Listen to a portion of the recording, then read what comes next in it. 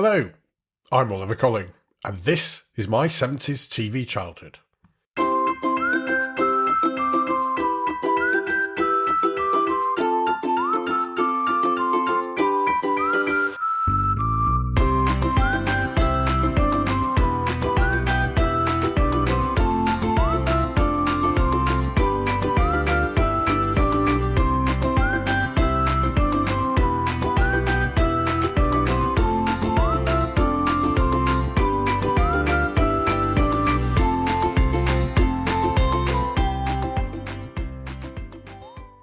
Hello, and a warm welcome back to my 70s TV childhood. We exist to remember what it was like to be a child in 1970s Britain, and particularly remember the huge part that television played in our childhoods. We don't apologise for being nostalgic for a time when we all got dressed up in orange and beige for special occasions, and for when we weren't allowed to use the telephone until after 6 p.m. when the cheap rates started. How on earth did we, or rather our parents, put up with that? Clearly, whether you call it midday or midnight, the costs were the same. Or perhaps some retired telephone engineers out there might want to explain anything different to me. Now, for this episode, I'd like to start with what 1970s TV presenters would describe as a bulging postbag. I mean, a bulging inbox doesn't really sound the same, does it? So thanks to all who got in touch following our last episode, 5 Minute Marvels. I don't think we've ever had so many messages following an episode as we have done for this one. It seems that many of you have extremely happy memories of that 5-minute slot before the news in the afternoon TV schedules, and how that marked the end of children's TV and the start of the not so interesting programmes for adults.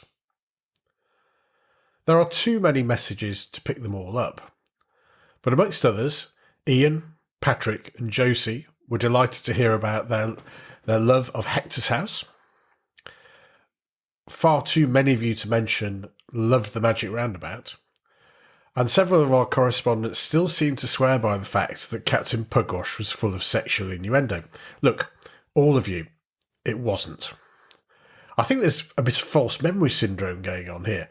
Despite the urban myth, John Ryan's characters did not have double entendres for names, so come on everyone, get over it and let's move on. I also have many of you, including Andre, Paul and Ian, who took me to task for omitting what they consider was one of the greatest shows ever seen in that 5-minute slot. Can you guess which one it was?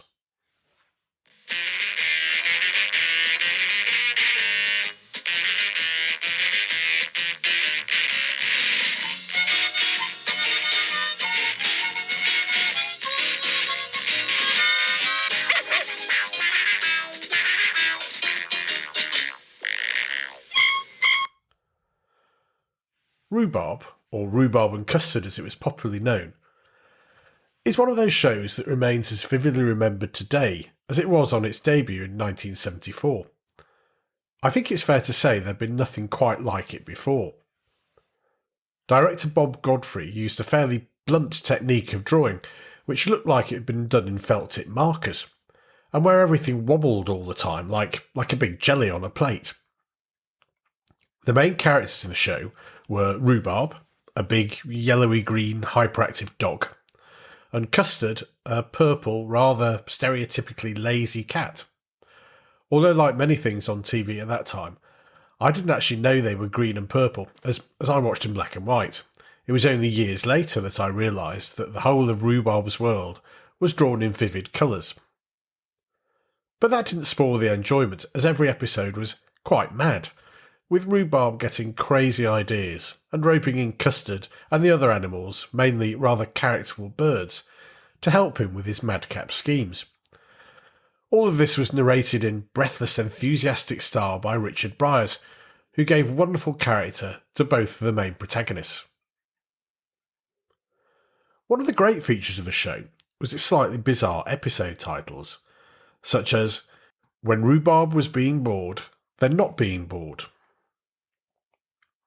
When Rhubarb was at the end of his tether, and so was Custard. And one of the ones that I remember very well was When Rhubarb Wasn't as Pleased as Punch. in which Rhubarb puts on a puppet show like Punch and Judy, which Custard and the birds don't find at all funny, much to Rhubarb's annoyance. Anyway, every episode led to 5 minutes of frantic activity, all capped off with a satisfactory ending and another snatch of the theme tune, which I still can't hear without smiling, and I suspect it may be going round in your heads for some time after listening. Rhubarb came out of nowhere to be an instant smash hit, running for 30 episodes in 1974 and repeated for many years afterwards. Apparently it was revived in 2005 with a run on Channel 5, whatever that is. I didn't see it, and I don't think I want to. Like so many things, I'm sure the memories I have of the original is still the best. Boosted by the success of Rhubarb, its writer George Carverley and the animator Bob Godfrey came up with another show for the pre-news segment in 1976, again voiced by Richard Briers, and this show made Rhubarb seem like a staid, sensible programme in comparison.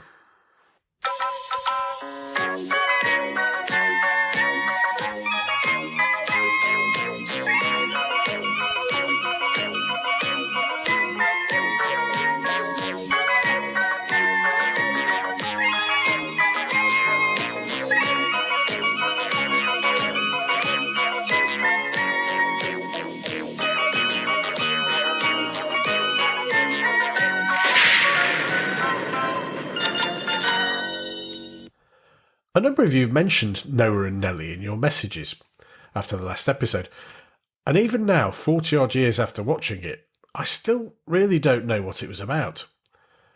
It was loosely based on Noah's Ark, I suppose, although their ship was called the Skylark. All aboard the Skylark! The Skylark carried lots of double-headed animals, a bit like the one in Dr. Dolittle, of which one end was cheerful and the other miserable, including Brian the lions, Rosie or Rose, I can't quite remember, the elephants, and various others. And each episode involved the Skylark sailing somewhere, although sometimes it flew by balloon, went on wheels, yes, all odd ways of transportation. And when they got to where they were going, they'd have a brief adventure where the day would invariably be saved by Nellie, Noah's wife, knitting something. She was a very talented knitter because for some reason she could knit virtually anything, including some quite complex machines.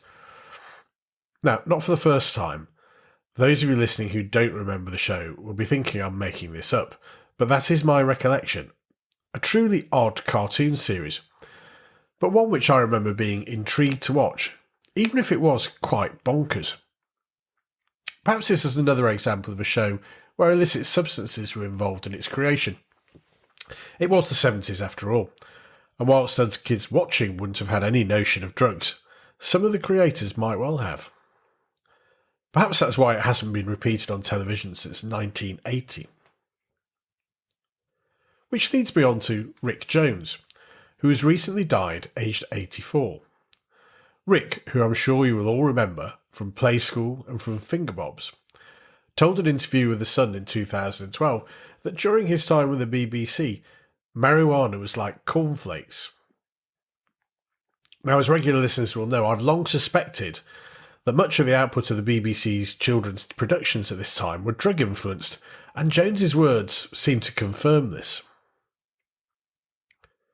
Rick Jones was born in London, Ontario rather than England, in 1937, but moved to the UK to study at drama school before getting his big break in TV.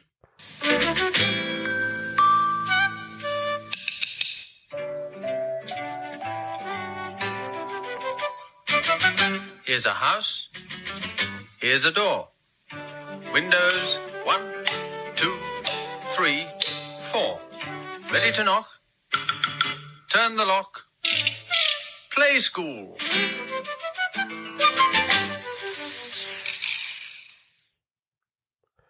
Play School is an abiding early memory for many of us. It was on every day and featured young, lively presenters entertaining us with activities and songs, usually featuring the resident toys. Now, I have mentioned the toys from Play School in a previous episode, but can you remember them? Big Ted and Little Ted were generally centre stage, together with Humpty, who was a sort of Humpty Dumpty doll, obviously, as was Jemima, a rag doll with long legs. I remember all of them fondly, but the old-fashioned doll, Hamble, used to give me the creeps, to be honest. If you've ever seen any of the Child's Play movies, I honestly think that Hamble was the inspiration for Chucky. Ooh. In joining Play School as one of the original presenters, Rick Jones became nationally popular and a familiar face on British TV. As a child, I remember all sorts of people turning up in Play School who had become well known for other roles. Brian Cant was a regular, as well as the voice of Trumpton, Camberwick Green and Chigley. Johnny Ball popped up from time to time, as did the legendary Derek Griffiths, Fred Harris, and Stuart McGugan, who played Gunnar McIntosh in It Ain't Half Hot Mum. Then there were others like Chloe Ashcroft and Carol Chell, who appeared to spend most of their careers on the show. For a whole generation of us, the Play School hosts were watched, listened to and remembered. So much so that when the actress Carol Leader turned up on the bill in the 1990s, I couldn't take her seriously as a senior police officer, as she was forever associated with Play School and its sister show Playaway in my mind. Anyway, back to Rick Jones. He became famous on Play School until he was removed from the show after allegations from Johnny Ball that he and his co-presenter Lionel Morton were stoned out of their heads, I think the term was, whilst filming a nativity sequence. Whether that was true or not, Jones's general appearance and demeanour suggested that he was a bit of a hippie, if I'd known what a hippie was when I was 5 years old. However, Jones was about to take on the role which made him a giant in 1970s children's television.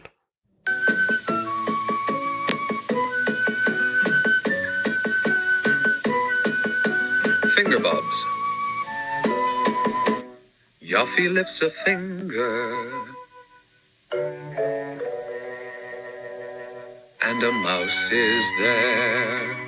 Puts his hands together, and a seagull takes the air. Yoffy lifts a finger, and a Scampi darts about. Yoffy bends another, and a tortoise head peeps out. These hands were made for making, and making they must do. Fingerbobs is the ultimate in 1970s children's cult classics. There are only ever 13 episodes made, but I'm pretty sure that those of you listening, if you'd seen the show, won't ever forget it. It was a pretty simple premise.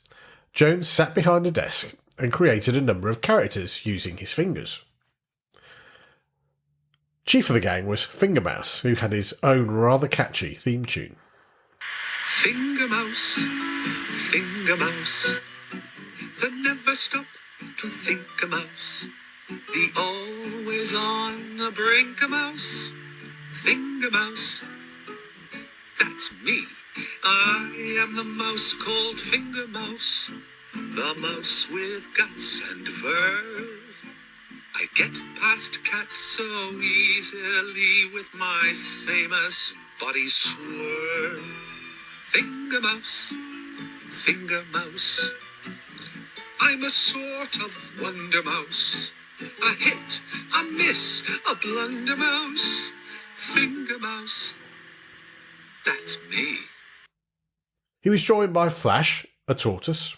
They call me Flash, and I don't dash. I move at my own pace. As long as I get there, why worry? What's the hurry? Do, do, do. That was a bit low, actually, wasn't it? Anyway, Flash was also joined by a seagull, who I think was called Gulliver, who came to life whenever Rick puts his two hands together to create wings. Flew around. And there was a Scampi, whose name I can't really remember if it actually had a name. Why a Scampi? I don't know. For me, Scampi was round, deep-fried and covered in breadcrumbs. Why they chose to make one a character, I really don't understand. Anyway, the various finger characters would have little adventures, collecting material to be used in the final story segment of the show. And they would tell the story with Rick, or Yoffy as his character was known. And that was it, really. A fine British classic featuring a way-out hippie and his finger puppets in a few simple adventures. Whatever the reasons behind it, I loved it, and I do remember the music being pretty good too. In fact, I think Yoffy might have played the guitar from time to time, just to complete the hippie image, but I may have dreamt that. The success of the show apparently didn't sit too well with Rick Jones, who grew to hate Fingermouse over the filming of the series, and, as the final episode was completed, he agreed with the cameraman to keep the cameras rolling as Rick sought his revenge. According to Jones's own account, "I took the mouse and dumped him in my cold cup of coffee and drowned him." Well, that's no way to treat your more talented co-star, Rick. After Fingerbobs and Play School, Rick considered that the mouse had condemned him to be typecast, so he spent the rest of his career focusing on his English country rock band, Meal Ticket, with whom he enjoyed some success. But in spite of that, I, and I'm sure most of you, will always remember him as Yoffy, lifting his fingers and creating Fingermouse. So Rick, rest in peace.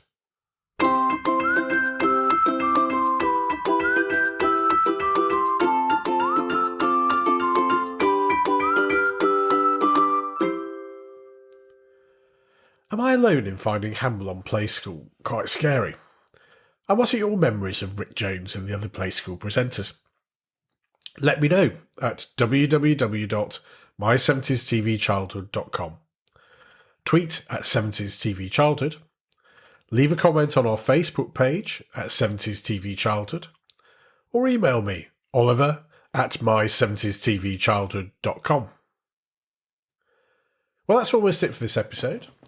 But I'd like to end with a final message from Janet, one of our listeners. She'd listened to our Thunderbirds I'll Go episode and confessed that even in her 60s, she has a crush on Scott Tracy. Apparently her daughters laugh at her and point out that Scott is a puppet and not real. Well, I say, Janet, don't pay any attention to them, your silly daughters. Scott is a fine example of a heroic young man who'd be a great catch for anyone, in spite of being a puppet. Anyway, take care, stay safe, and look forward to seeing you again soon for more from My 70s TV Childhood.